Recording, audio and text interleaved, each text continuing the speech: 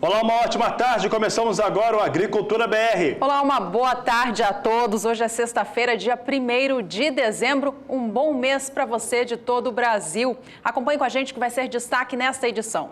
Destaque nessa edição para o que vem acontecendo no mercado brasileiro, principalmente entre os fornecedores de insumos. Ferrugem asiática da soja chega aos estados de Minas Gerais e Rio Grande do Sul. Nós vamos falar sobre a Argentina, que agora assume a presidência do G20, uma situação que pode ser muito boa para os países da América do Sul. E ainda sobre o mercado de consumo de cafés especiais no Brasil, que tem crescido em média 18% ao ano no país nos últimos períodos. Mercado físico, mercado futuro e previsão do tempo. Começa agora o Agricultura BR.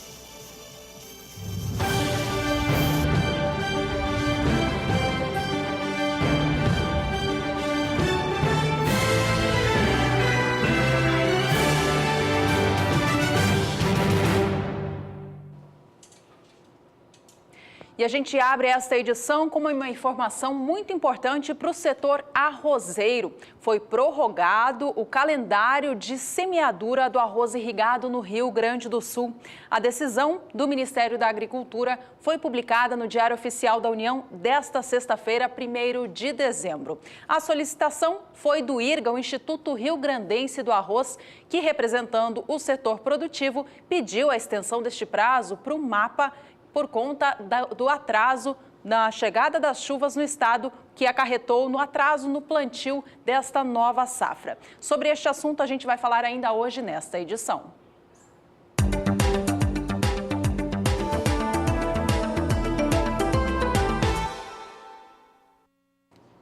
A ferrugem asiática da soja chegou aos estados de Minas Gerais e o estado do Rio Grande do Sul.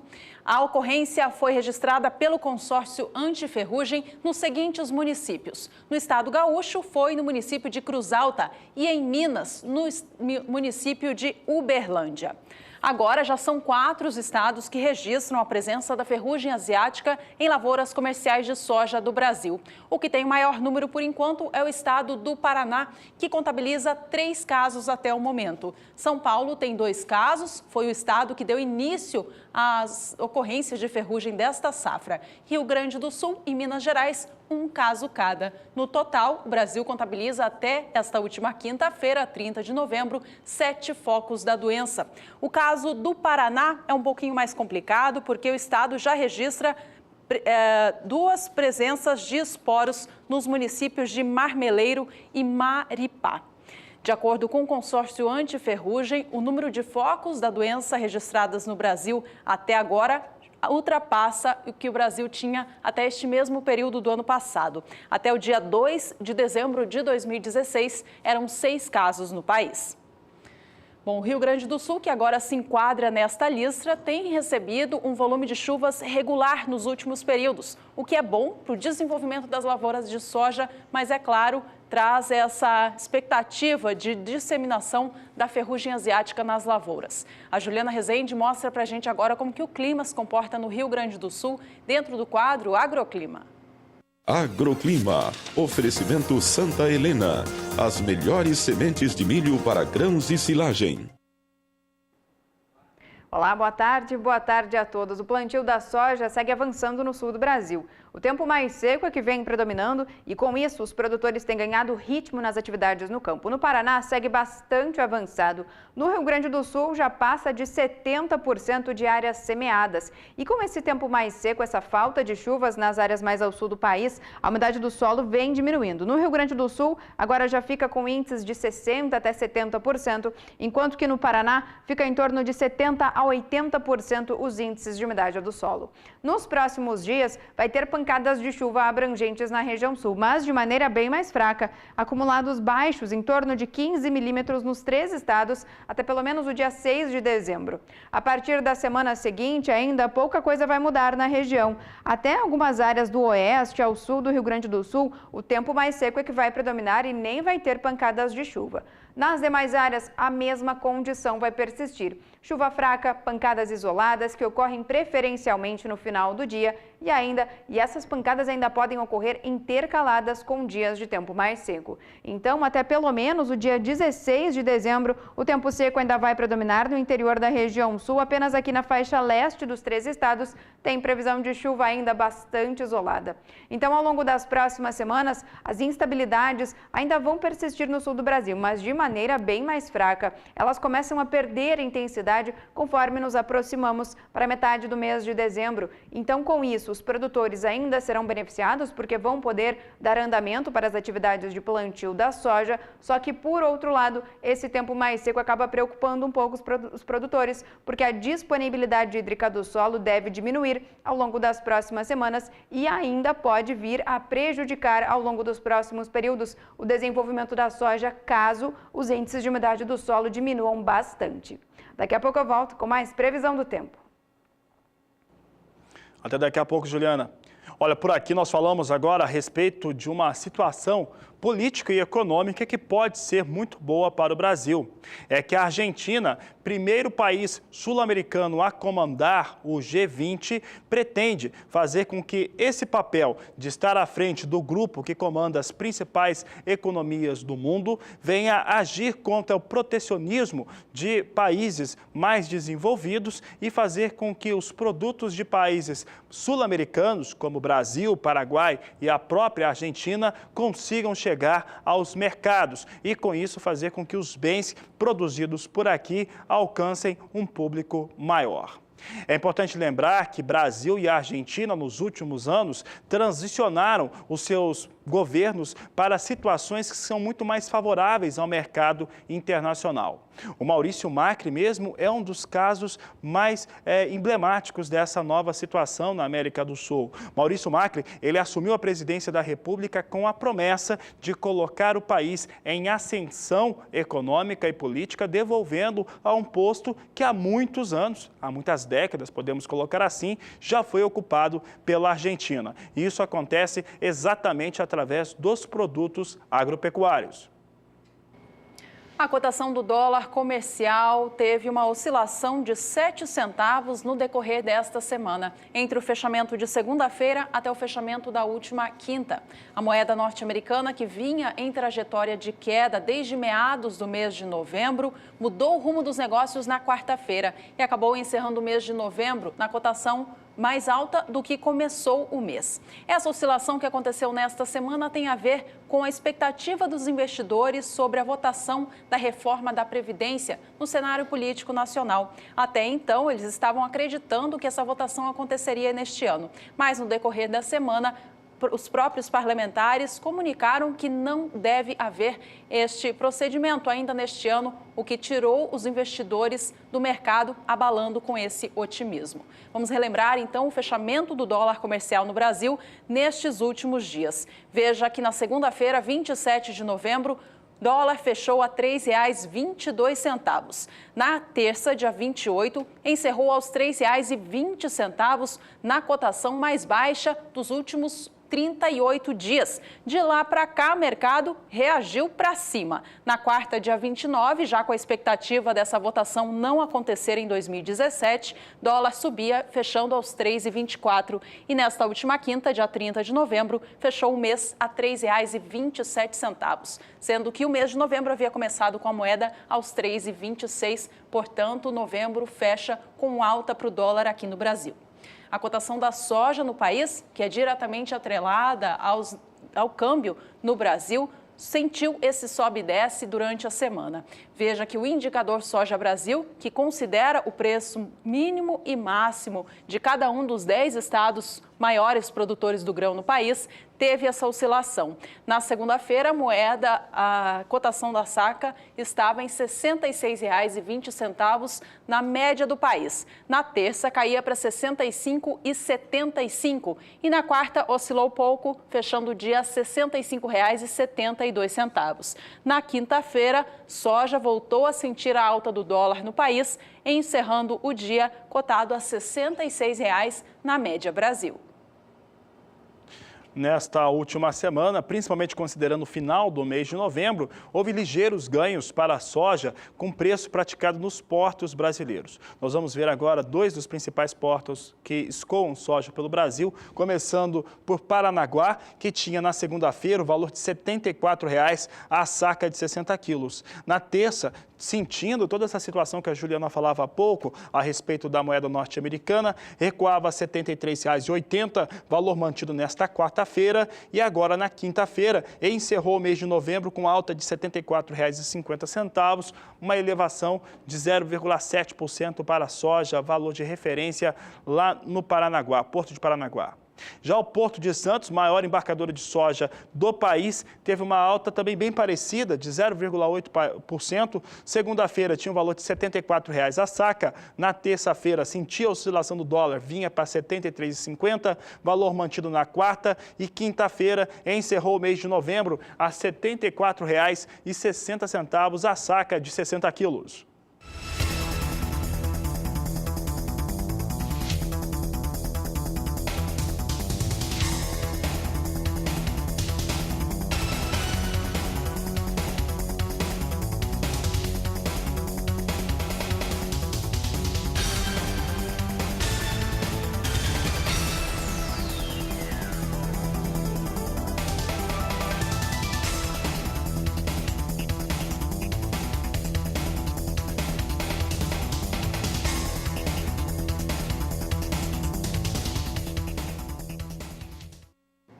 Veja ainda com a gente nesta edição como que o mercado de cafés especiais tem crescido com muita força aqui no Brasil. E não deixe de entrar em contato com a Agricultura BR. Nosso contato pelo WhatsApp é o 679-9656-2266. Nós voltamos já.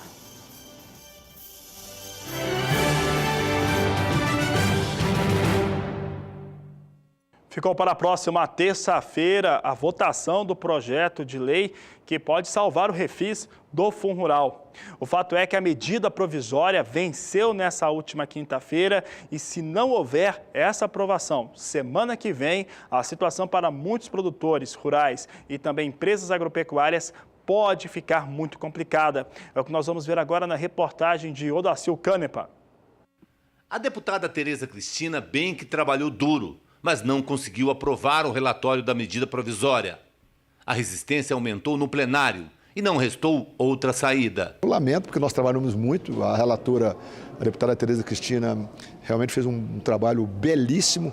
E, é claro, se não votar, ela caduca, perde a sua efetividade e nós vamos ter que buscar outra solução. Tentar buscar outra solução para ver se ameniza um pouco esse momento que os produtores estão vivendo. Depois de uma semana tensa e muita negociação, a base aliada e a coordenação política do governo conseguiram chegar a um acordo mínimo. Foi preciso incluir os pequenos produtores rurais na negociação.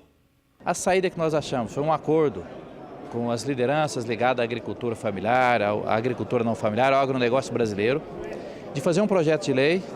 Esse projeto de lei da minha autoria e do deputado Nilson Leitão, mas negociado com quase todos os partidos, com as lideranças aqui do Congresso Nacional, com a Procuradoria da Fazenda Nacional, com a Secretaria do Tesouro, com a Advocacia Geral da União, com a Secretaria do Desenvolvimento Agrário, onde esse projeto de lei, para tramitar em em regime de urgência constitucional, onde o Fundo Rural nós teremos a possibilidade dos produtores se inscreverem até o dia 27 de dezembro na renegociação.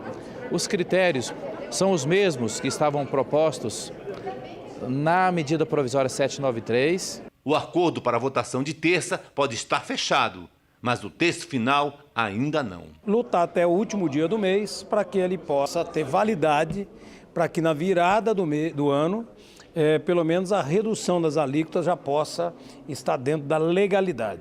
Odacil Canepa para o SBA.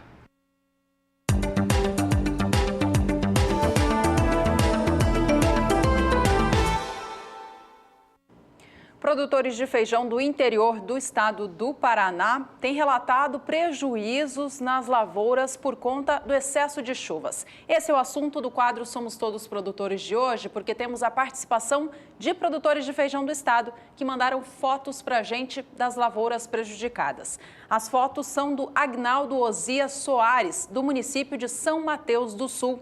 Ele nos contou o seguinte: fortes chuvas aqui em São Mateus do Sul prejudicam a cultura do feijão. Agnaldo, obrigada pela sua participação. Resta agora saber como que o clima, né, Fabiano, vai se comportar daqui para frente. Exatamente. Atendendo o telespectador e também o pessoal ali da região do Paraná, a Juliana Rezende vai nos mostrar agora como é que fica a previsão do tempo para o estado e também essas situações de precipitações chuvosas. As instabilidades perdendo intensidade na região sul do Brasil favoreceram principalmente os produtores de feijão, que estão agora em fase de plantio da primeira safra. Os produtores ganharam bastante ritmo nas atividades no campo, nas áreas mais ao sul do Brasil e principalmente no estado do Paraná, tanto que agora já estão quase em fase de finalização da implementação das lavouras. Só que esse tempo mais seco, essas chuvas menos expressivas no sul do Brasil, acabam garantindo a diminuição da umidade do solo. A gente pode ver no mapa que aqui no estado do Paraná, agora já fica em torno de 70% a 80%, enquanto que foi no Rio Grande do Sul que a umidade do solo diminuiu de forma mais expressiva. Nos próximos dias, vai ter previsão de pancadas de chuva, mas de maneira bastante isolada na região sul e também no estado do Paraná, porque o volume vai ser baixo e não passa de 15 milímetros. Essa condição ainda vai persistir no decorrer do segundo período, entre o dia 7 até o dia 11, porque as pancadas de chuva seguem de maneira mais fracas. Tanto que nas áreas mais ao sul do estado do Paraná, a chuva perde cada vez mais intensidade e são pancadas ainda de maneira bastante isolada, que ocorrem intercaladas com dias de tempo mais seco. Durante o terceiro período, entre o dia 12 até o dia 16 de dezembro, até o tempo firme vai voltar a predominar aqui na faixa oeste do Paraná e do centro ao leste, previsão de pancadas fracas e também irregulares. Então, ao longo das próximas semanas, as condições climáticas seguem favorecendo os produtores de feijão para poder dar andamento e finalização para a implementação das lavouras da primeira safra de feijão. Daqui a pouco eu volto com mais previsão do tempo. Por aqui, o Agricultura BR fala agora sobre as safras no estado de São Paulo para cana-de-açúcar, laranja e café. De acordo com um dos institutos que faz a situação e que verifica como é que está no campo as produções, nós vamos ter, nesse período, para setembro e outubro, é o que vai apontando o estudo, um levantamento melhor em relação aos resultados de campo. Quem fala sobre esse tema é Gustavo D'Angelo. O volume de cana-de-açúcar que será colhida no estado paulista deve crescer 2,1% na safra 2016-2017. A área plantada deve ter leve aumento de 0,1%, enquanto que o rendimento médio das lavouras será 1,7% superior à safra passada. A laranja também deve ter safra maior neste ano, com 320 milhões e 200 mil caixas de 40 quilos e 800 gramas. 22,9% superior ao obtido na safra de 2016 e 3,5 pontos percentuais acima do previsto no levantamento anterior, realizado no campo em junho de 2017. Quanto à área total plantada, prevê-se maior área cultivada relativamente ao ano anterior. Em relação ao café, o resultado do levantamento apontou elevação na estimativa de produção, da ordem de 3,4%, ou seja, a quantidade total a ser colhida passou a ser estimada em 4 milhões e 500 mil sacas de 60 quilos de café beneficiado.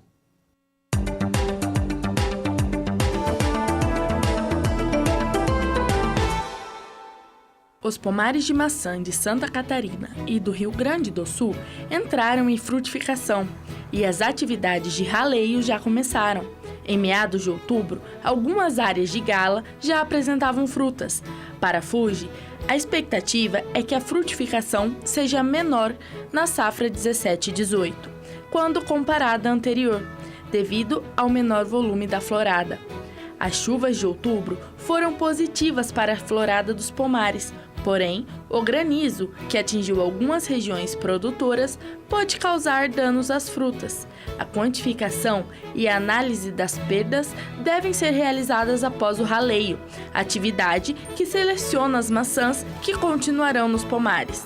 Nesta temporada, o raleio deve ser feito de maneira mais atenta pelos produtores, devido aos pedúnculos mais curtos, a fim de manter as árvores mais equilibradas e obter frutas de qualidade. É esperado que se mantenha de 1 a 2 maçãs por cachopa. A Prefeitura da cidade de São Paulo anunciou a inclusão de bananas plantadas por pequenos agricultores do Vale do Ribeira, em São Paulo, na merenda escolar. O projeto deve beneficiar mais de 800 famílias que têm produção orgânica e convencional das variedades Prata Litoral e Nanica. Este projeto será o primeiro a contribuir com a Lei Municipal número 16140 de 2015, que prevê a obrigatoriedade de se implementar alimentos orgânicos ou de base agroecológica na alimentação escolar.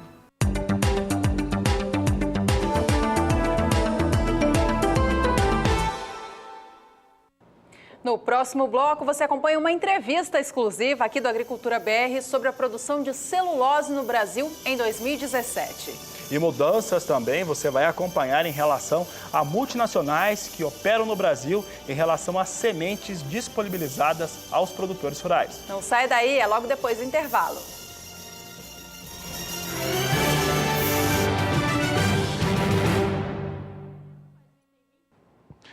E um importante fundo de investimentos chinês anunciou a compra da divisão de sementes de milho da Dow aqui no Brasil.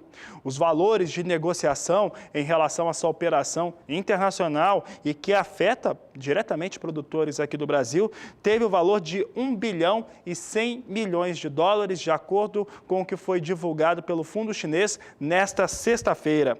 Executivos dele e da sua subsidiária de sementes afirmaram que realizaram essa conferência em Ribeirão Preto, no interior de São Paulo, para discutir agora os planos de implantação. É importante dizer também que a marca Dow para sementes de milho vai deixar de existir e vai passar a ter um outro nome, com o nome da Longping High-Tech Agricultura aqui no Brasil, que é a marca chinesa que fez a aquisição dessa marca de sementes de milho da Dow aqui no Brasil.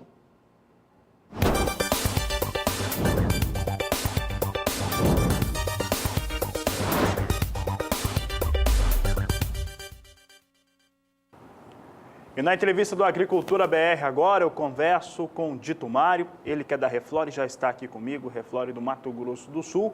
Vamos falar sobre produção florestal, sobre também biomassa, produção de bioenergia através dessa situação. E eu vou começar perguntando para você, Dito, a respeito desse ano de 2017. No que tange a produção sul-mato-grossense, tivemos importantes alterações, tivemos a fibra elevando, a sua capacidade através de uma segunda etapa. Tivemos também a Eldorado, que agora passa para um grupo estrangeiro, antes estava sob a ordem da JF. Nesse cenário, como é que fica o estado do Mato Grosso do Sul, que veio com o ano de 2017, ao contrário até de alguns setores, num ano bem positivo? Boa tarde. Boa tarde. Bom, essa é a nossa grande expectativa, de que o setor de celulose se consolide, se fortaleça. Hoje, o Mato Grosso do Sul produzindo, a hora que a capacidade da fibra tiver a seu pleno vapor, ela estará produzindo 3.250.000 toneladas, mais aí 1.750.000 toneladas, são quase 5 milhões de toneladas de celulose.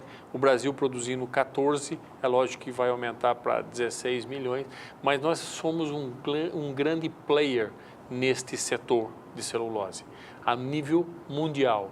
E isso nos mostra que o Mato Grosso do Sul tem potencial, inclusive, para ter mais indústrias de celulose. Lógico que nós temos grandes desafios, principalmente na logística.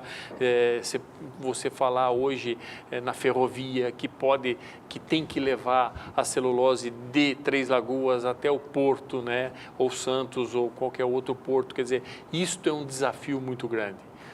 O desafio da infraestrutura, não só do Mato Grosso do Sul, mas do Brasil como um todo, né? Você vai pegar lá a exportação, o Porto de Santos, que já está carregado, agora tem novas alternativas para você poder exportar. Isso é muito importante a gente trabalhar nessa infraestrutura.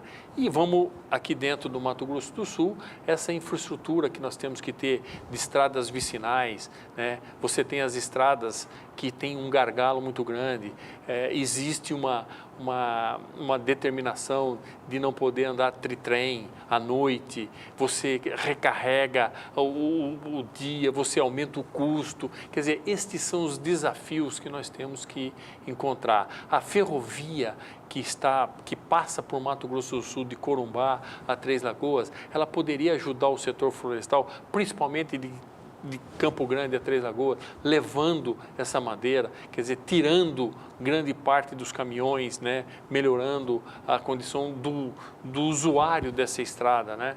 Enfim, nós temos aí grandes desafios. Se você pegar o desafio das telecomunicações, muitos dos lugares de Mato Grosso do Sul ainda não têm o acesso ao celular, à internet, e isso é uma coisa importante, principalmente na questão de incêndios florestais, né? Se você tem uma região, como é que você comunica que está tendo um incêndio?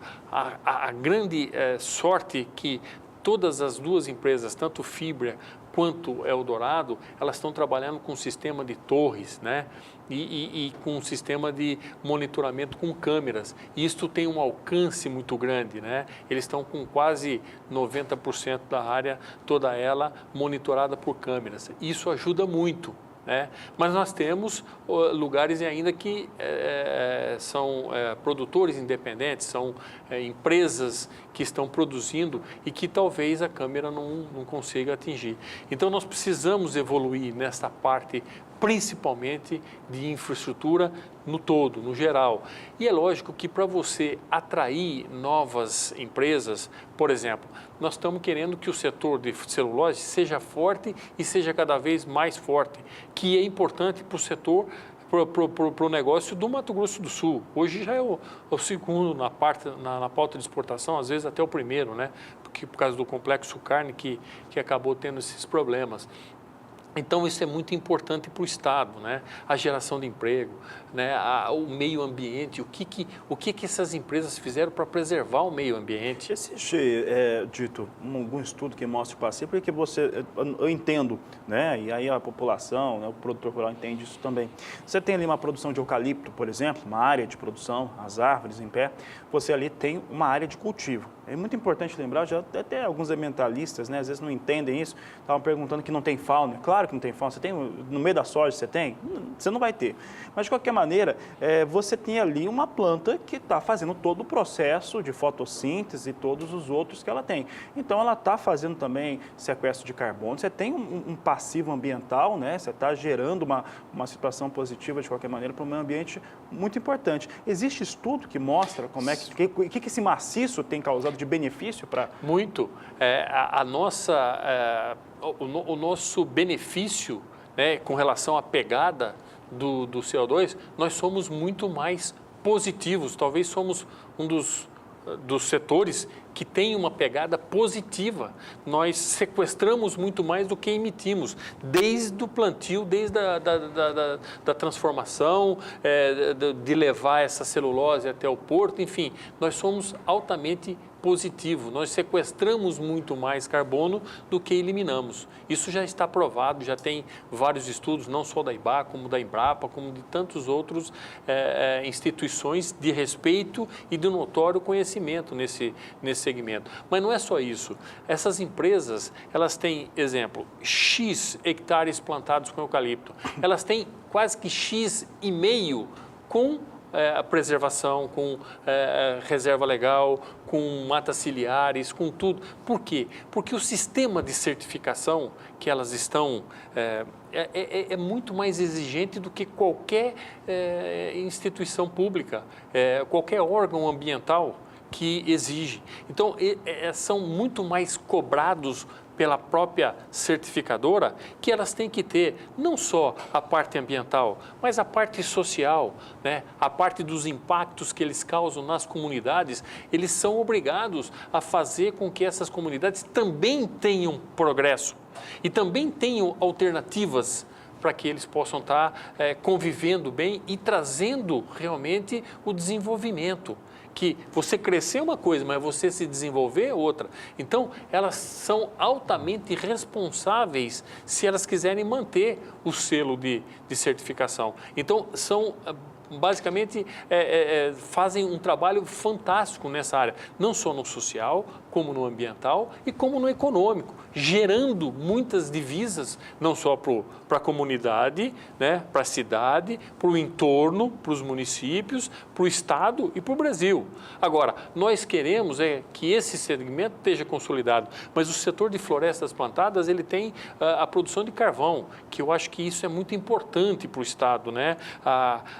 Que a siderurgia, que a produção de ferro-gusa realmente retome todo o desenvolvimento, todo o crescimento que estava antes de 2008, que foi um dos setores que mais sofreu. Né? O setor de produção de madeira serrada, né? De tantos e tantos produtos que podem ser feitos com madeira, e isso gera muito o retorno disso na parte de empregos, de geração de renda, né? de mercado, né? De preservação do meio ambiente. Isso tudo é muito importante. E, fundamentalmente, o setor de energia. Quer dizer, hoje nós estamos pagando tarifa vermelha. Nós estamos com os reservatórios aí com 4, 5, 7% de água. E nós precisamos de água para a população. Essa geração de energia através de biomassa hoje seria o grande desafio e também um grande salto para o setor? Sem dúvida nenhuma. Porque hoje, o que já vai... o setor aqui do Mato Grosso do Sul, de outros estados, através da Câmara Setorial, do mapa do Ministério da Agricultura, nós conseguimos fazer com que as autoridades, principalmente da EPE, entendessem o que é o setor, como é que funciona, o que tem que ser, como que tem que ser, preço, intermitência, uma série de coisas. Nós estamos começando, já vai ter um leilão, dia 18 e 19, a -4 e a -6, agora em dezembro.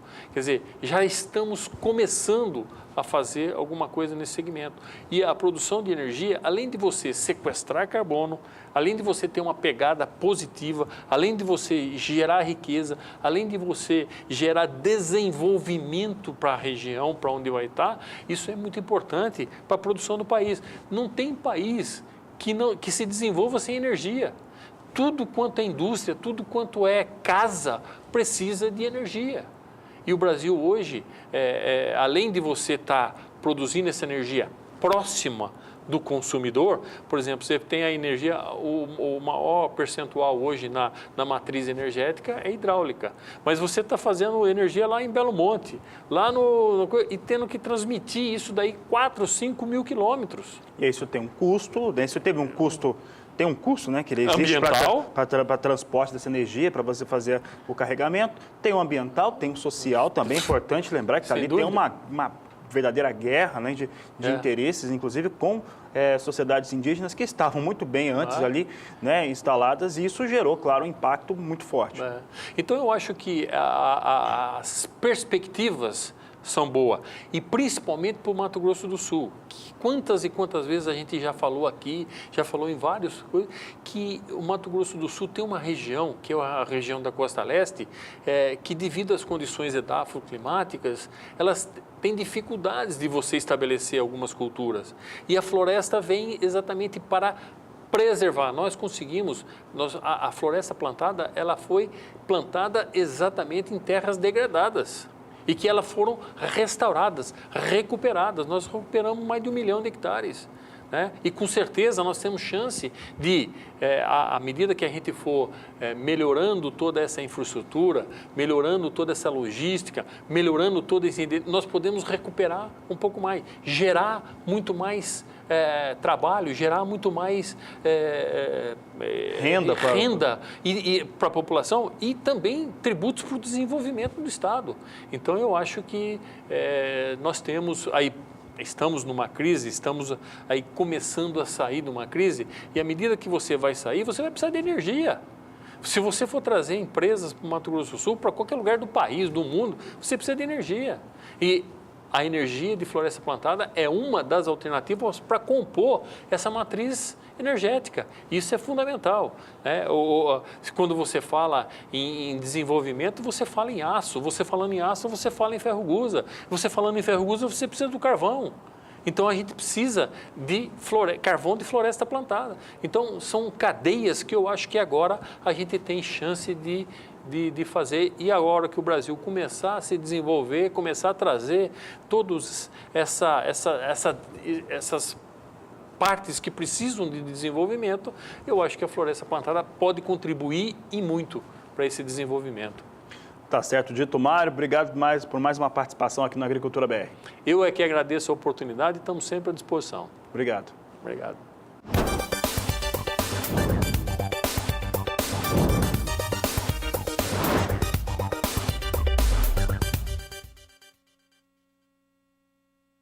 O assunto agora é café. Uma pesquisa encomendada pela Associação Brasileira de Cafés Especiais comprovou que o consumo de café diferenciado no Brasil vem ganhando espaço ano a ano.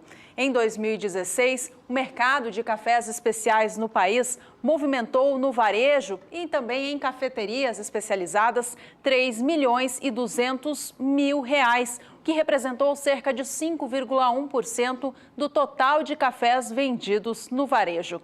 Em volume de sacas, isso foi o equivalente a 901.700 sacas de 60 quilos do grão.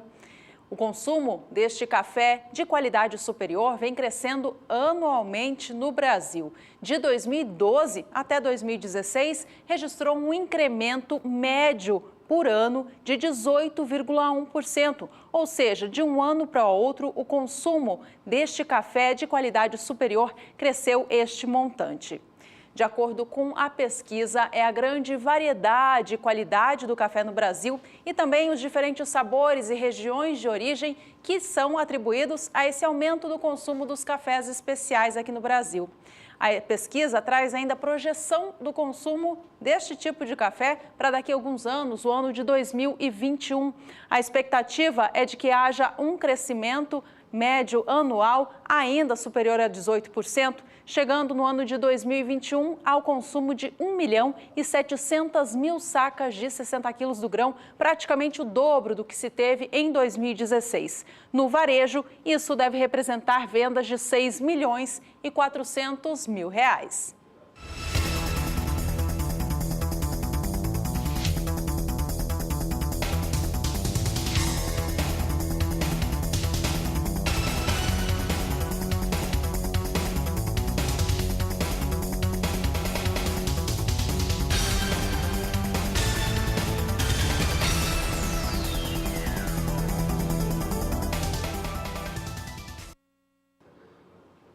O mês de novembro chegou ao fim com o setor do café arábica aqui no Brasil, registrando ganhos no valor de cada saca de 60 quilos do grão, na comparação com o fechamento do mês de outubro. Ainda assim, os valores ficaram muito baixos, pouco compensadores, tirando muito cafeicultor do mercado.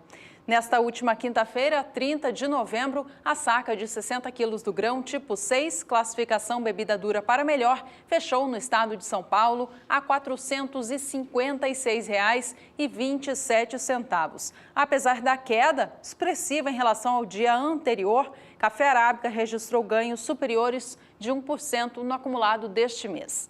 Já o mercado de café Conilon fechou o mês com queda atrelada à recuperação da safra de 2017 desta espécie. O valor da saca de 60 quilos fechou esta última quinta no Espírito Santo a R$ 372,17.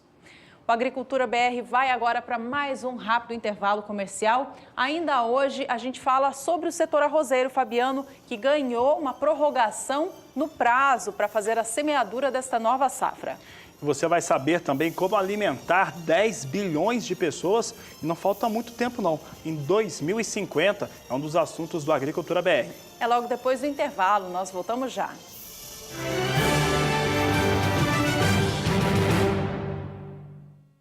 E o que será da agricultura em 2050?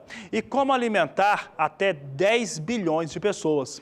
De acordo com a FAO, a Organização Mundial para a Alimentação, essa deve ser a população internacional até lá. Para saber um pouco a respeito disso, a Sara Kirchhoff foi atrás das respostas e conversou durante o desafio 2050 com o representante da FAO no Brasil. O primeiro item é evitar o desperdício. Acompanhe. De acordo com o levantamento da FAO, estima-se que hoje cerca de 1/3 dos alimentos do mundo sejam desperdiçados ou por causa da logística ou pelo próprio desperdício de consumo mesmo. E quem vai nos responder como contornar ou pelo menos como amenizar esse número tão surpreendente é o representante da FAO no Brasil, Alan Bojanic. Alan, de que forma então fazer para amenizar com que esse número não seja assim tão alto e tão assustador como ele é hoje? Novamente enfatizar, de toda a produção global, tudo que é produzido, 1/3 não é consumido, é desperdiciado, vai no lixo, fica nas ruas, fica nas estradas, fica também nas fazendas, né? Então, o problema é muito sério, não? No Brasil também temos porcentagens muito altas, vai depender do tipo de produto, não é o mesmo quando falamos de hortaliças, quando falamos de grãos ou de carne, cada um é diferente, não? Mas é desperdiciado muito alimento, é só questão de ir num restaurante, quando estão fechando o restaurante e ver quanto de comida fica lá, não? Então é muito evidente. Então, para isso, a primeira questão é uma mudança de hábitos e de atitudes, não? E essa é uma tarefa para todos nós, para você que está me olhando. Quanto que você desperdiça? Você pode fazer essa questão. Quanto que você joga fora porque apodrece na geladeira, ou apodrece na despensa, ou apodrece na cesta, não? Então, essa é uma primeira questão, mas também temos questões mais estruturais, não? Questões que têm a ver com o estado das estradas. Uma estrada que não é boa, com certeza, vai ter consequências para a logística de transporte, desde o lugar de produção até as cidades, não? Então, a distribuição, o que acontece quando você vai num supermercado e vê uma frutinha meia verde, não, essa não vou comprar. Muita dessa fruta às vezes é desperdiçada. Por isso, os bancos de alimentos são uma das melhores alternativas.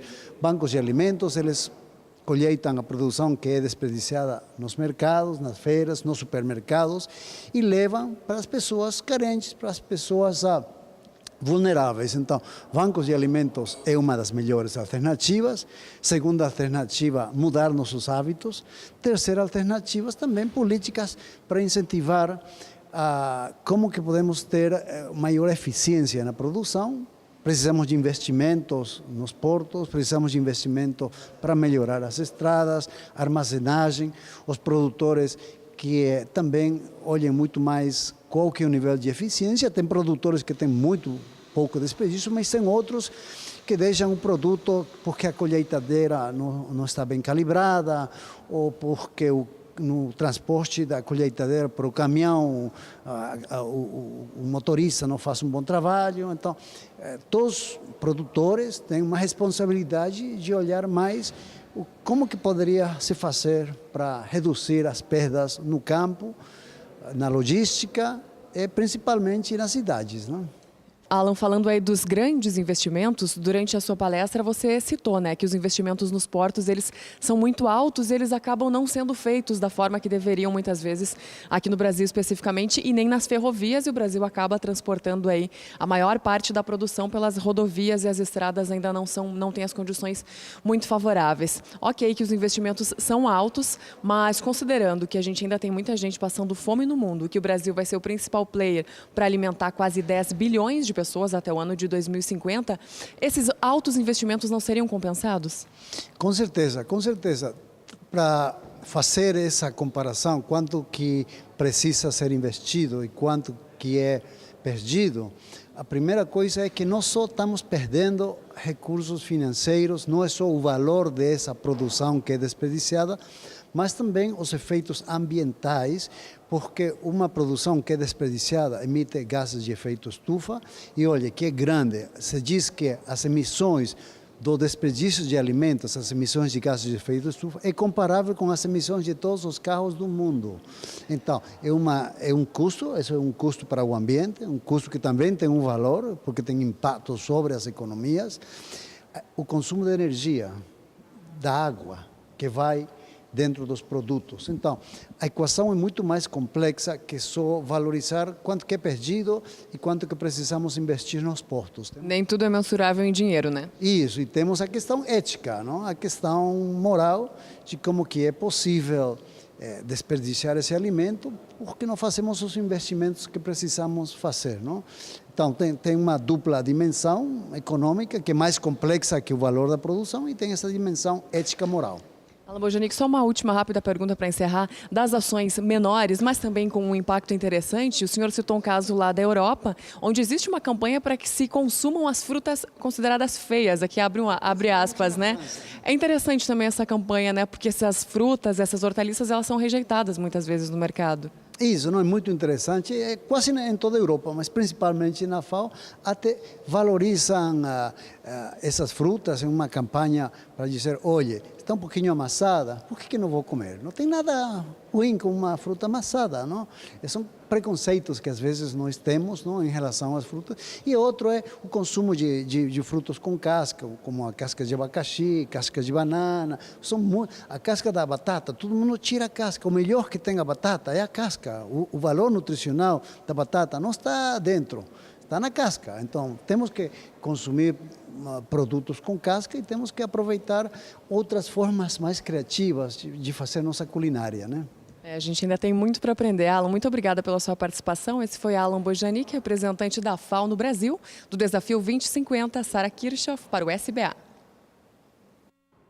Tá certo, Sara. E olha, o Conselho Monetário Nacional alterou nesta última quinta-feira os limites que instituições financeiras podem fazer em termos de aplicação sobre o crédito rural brasileiro. Com isso, elas vão ficar resumindo essa situação toda, vão ficar mais livres para fazerem essas aplicações. No caso do Banco do Brasil, toma uma liberdade maior, em torno de 7 bilhões de reais.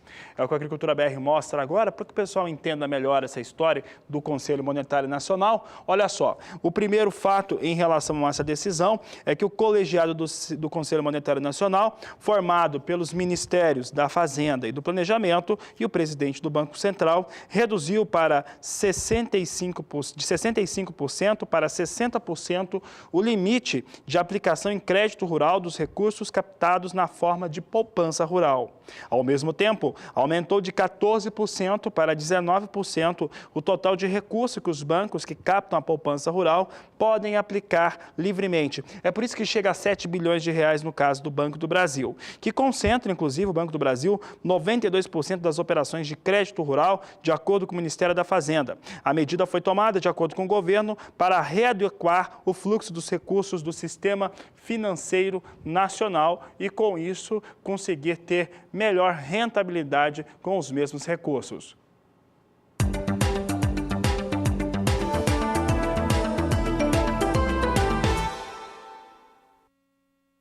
Foi prorrogado o calendário de semeadura do arroz irrigado no Rio Grande do Sul. Houve a mudança no zonamento agrícola de risco climático para a cultura, conforme publicação no Diário Oficial da União desta sexta-feira, dia 1º de dezembro, alterando a portaria número 37, do dia 21 de julho deste ano. Com isso, foi prorrogado, então, o prolongado prazo para a semeadura dos grupos de cultivares, número 2, 3 e 4. Nós destacamos aqui que o IRCA solicitou ao Ministério da Agricultura a prorrogação do prazo em cerca de 20 dias nos 3 grupos de cultivares. De acordo com o Instituto, o Ministério atendeu à reivindicação.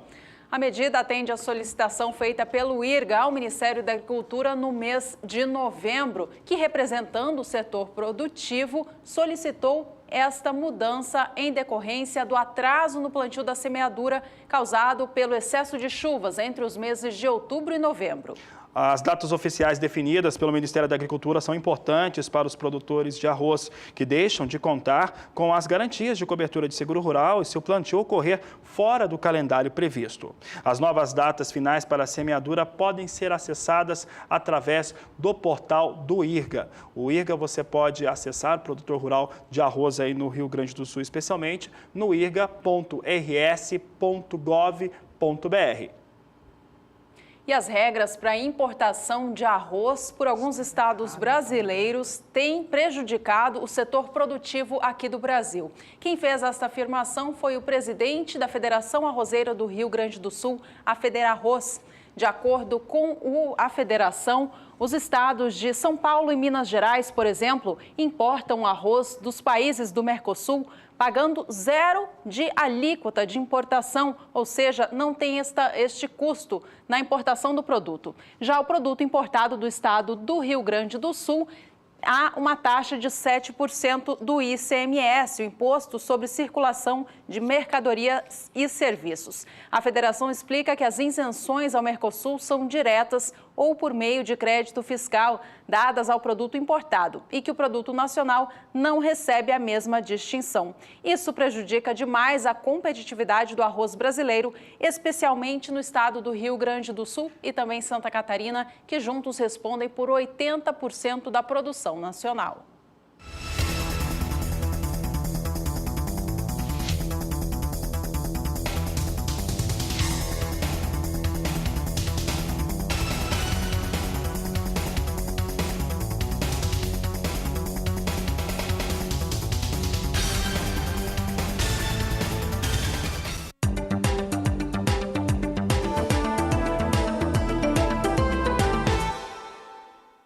A oferta em Arroio dos Ratos e Triunfo, Rio Grande do Sul, ainda está reduzida, segundo colaboradores do Hortifruti CPEA. As melancias colhidas são comercializadas somente na região, sendo que maiores volumes e, consequentemente, os envios para as principais regiões consumidoras do Sudeste estão previstos para início de dezembro. Este comércio regional tem permitido maiores preços frente às outras praças. A melancia graúda, com mais de 12 quilos, esteve em média por 65 centavos o quilo em Arroio dos Ratos, valor semelhante ao da semana anterior. A expectativa é de manutenção dos preços devido à previsão de oferta estável na próxima semana. O preço da cebola caiu em todo o sul do país. Esse cenário ocorreu devido ao aumento gradativo de oferta na região, que iniciou a safra em novembro. Em Ituporanga, Santa Catarina, o preço da precoce na roça apresentou queda frente à semana anterior e fechou em média de 63 centavos o quilo. Com a maior disponibilidade no sul, as cotações também recuaram na região de Irecê, na Bahia. A média de comercialização foi de 47 centavos o quilo na roça. Para as próximas semanas, o volume deve continuar se elevando na região sul. Por outro lado, o Cerrado finaliza a temporada ainda neste mês, o que deve manter as cotações nos mesmos patamares.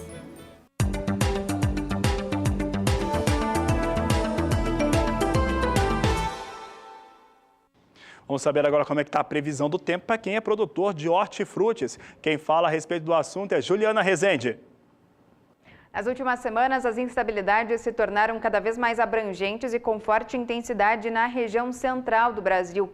Isso garantiu o aumento da disponibilidade hídrica do solo tanto na região sudeste como também na região centro-oeste. E as lavouras de hortifruti foram muito beneficiadas. Com essa umidade do solo mais elevada, as lavouras puderam ter bom desenvolvimento. A situação é um pouco diferente na região sul, porque por lá as instabilidades não vêm ganhando muita intensidade, até o tempo seco vem predominando. E isso garantiu garantiu a diminuição da umidade do solo, especialmente no estado gaúcho. Agora, nos próximos 5 dias, uma área de baixa pressão vai se formar na costa da região sudeste. E esse sistema vai intensificar as chuvas, tanto que vai chover com forte intensidade aqui entre Minas Gerais, no Espírito Santo também. O volume de chuva vai ser bastante elevado, podendo até ultrapassar 100 milímetros em 5 dias. Na região centro-oeste, as pancadas também devem persistir ainda com volume de 70 milímetros por conta de instabilidades no alto da atmosfera. Na região sul, o tempo firme segue predominando, porque as pancadas seguem muito fracas e isoladas. E durante a segunda semana, entre o dia 7 até o dia 11 de dezembro, mesma condição vai persistir na região sul até no estado de São Paulo. Pancadas fracas, isoladas e que ainda ocorrem intercaladas com dias de tempo mais seco. Agora, na região central do país, as chuvas ainda devem seguir de forma bastante expressivas e volumosas, tanto no centro-oeste como também em Minas Gerais. No decorrer da terceira semana, até o dia 16 do mês de dezembro, as chuvas vão conseguir migrar um pouco mais para as áreas mais ao norte. Então, o Mato Grosso, o norte de Goiás e o norte de Minas Gerais ainda devem receber chuvas mais fortes no decorrer do terceiro período. Enquanto que nas áreas mais ao sul, como no Mato Grosso do Sul, São Paulo, grande parte também da região sul, as instabilidades seguem perdendo bastante intensidade e o tempo firme vai voltar a predominar. Então, ao longo das próximas semanas, com essas instabilidades mais fortes e persistentes nas áreas centrais do Brasil, como no Sudeste e também na região Centro-Oeste, isso ainda deve seguir favorecendo o desenvolvimento das lavouras de hortifruti, porque mantém a umidade do solo bastante elevada e garante um bom desenvolvimento para as lavouras. Daqui a pouco eu volto com mais previsão do tempo. E é hora de falar do setor sucroalcooleiro aqui no Brasil. O grande destaque são os preços do açúcar, que fecharam o mês passado com uma elevação surpreendente de 17%.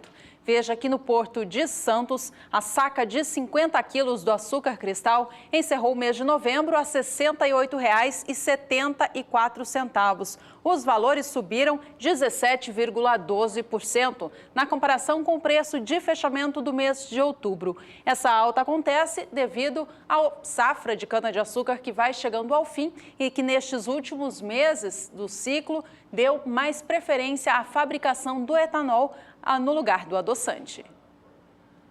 E a produção de açúcar do México pode se recuperar na temporada 2017-2018 e ter uma elevação de 3,8% frente ao registro da temporada 2016-2017. A alta chega a 3,8% com 6.180.000 toneladas de açúcar sendo produzidas por lá. Vamos ver os números aqui, são números da Associação Mexicana de Produtores de Cana, na temporada 16-17, que veio com uma queda de 2,6% frente à temporada anterior, totalizou 5.960.000 toneladas de açúcar produzidas no México. Na 17-18 pode chegar a 6.180.000 toneladas de açúcar, o que traria essa alta de 3,8% frente àquilo que acontecia na temporada anterior. E a gente volta a falar do Brasil, isso porque a safra de cana-de-açúcar por aqui vai chegando ao fim. E com esse ritmo diminuindo de processamento da cana e, consequentemente, da fabricação dos produtos, vai diminuindo também a quantidade de açúcar que o Brasil vai exportar para o exterior. De acordo com dados da agência marítima Williams, a fila de navios para embarcar o produto aqui no país vem caindo semana a semana. Na semana encerrada no dia 29 de novembro, ela caiu para 29 unidades de navios apenas. Na semana anterior eram 31 embarcações e no dia 26 de outubro, 45. Ritmo vem caindo, portanto, em consequência da safra que vai chegando ao fim na principal região produtora, o Centro-Sul. Essa retração que a Juliana acabou de citar, ela é uma situação normal para esse período do ano, uma vez que as usinas já estão terminando aquele processo de cana-de-açúcar, já não tem mais moagem de cana. E essas 23 embarcações, elas vão subir, voltar aos seus países de origem com 812 mil toneladas de açúcar no total. Vamos saber agora como é que estão divididos os portos que vão receber, aliás, que vão embarcar esse açúcar nos principais portos do país. Total dos 23 navios são de 812.180 toneladas de açúcar. Porto de Santos é aquele que será responsável pela maior parte dos embarques e deve totalizar 584.850 toneladas. Já Paranaguá tem também um bom volume, com 170.130 toneladas a serem embarcadas de açúcar. Além desses dois portos, que ficam aí com quase toda a totalidade, são 72% o Porto de Santos do total e 21% no Porto de Santos. Além desses dois, também tem o Porto de Maceió, que vai embarcar 30 mil toneladas, ou 4%, e ainda o Porto de Recife. O Porto de Recife vai embarcar 2.000 toneladas, ou 3% do total que vai deixar o Brasil com açúcar.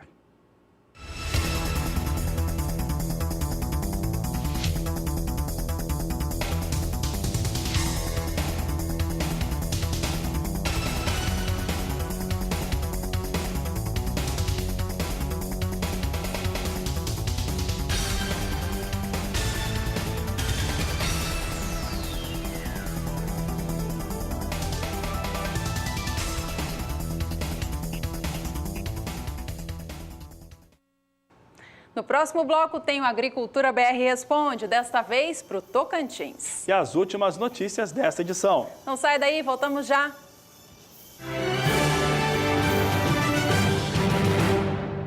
E chegou a hora da sua participação aqui no Agricultura BR, no quadro Agricultura BR Responde.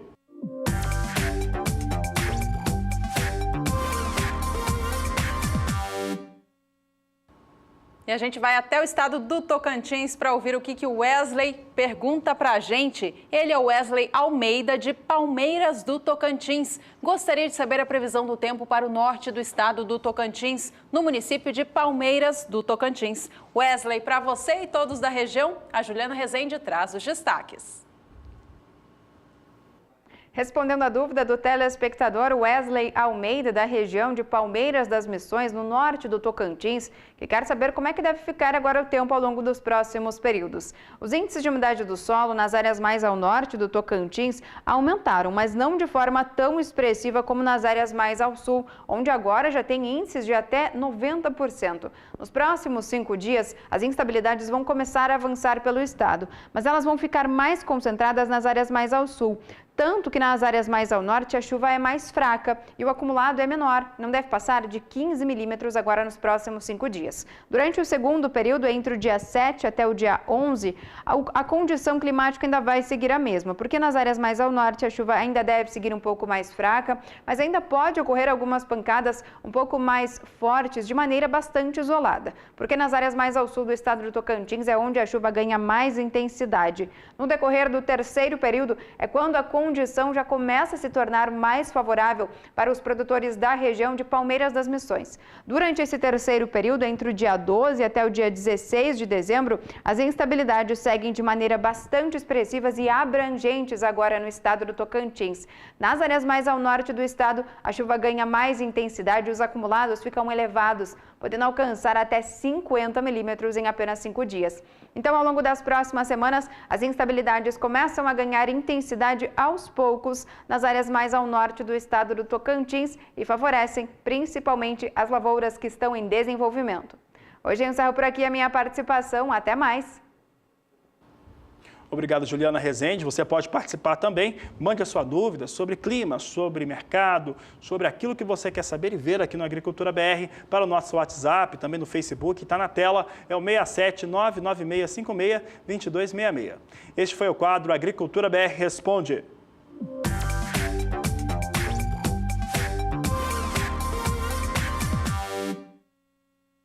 Chegou a hora do indicador da soja no Brasil, aquele preço que mostra como que o mercado tem feito a comercialização do grão no país. A gente começa mostrando como foi essa semana no estado de Goiás. Veja que há uma valorização acontecendo aí de segunda-feira até o fechamento da última quinta. Na segunda, preço da saca da soja no estado goiano era de R$ 65,75. O valor se manteve assim até a quarta-feira e nesta última quinta subiu para R$ 66,00 a saca.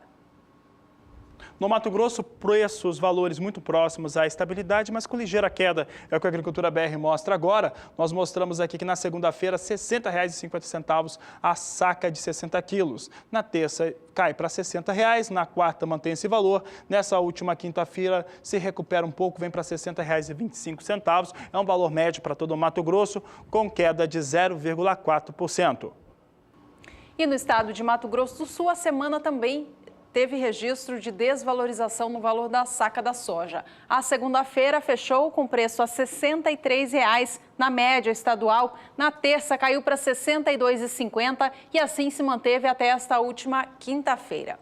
Você acompanha agora as cotações da soja para Mato Grosso do Sul, mas por município produtor. Veja.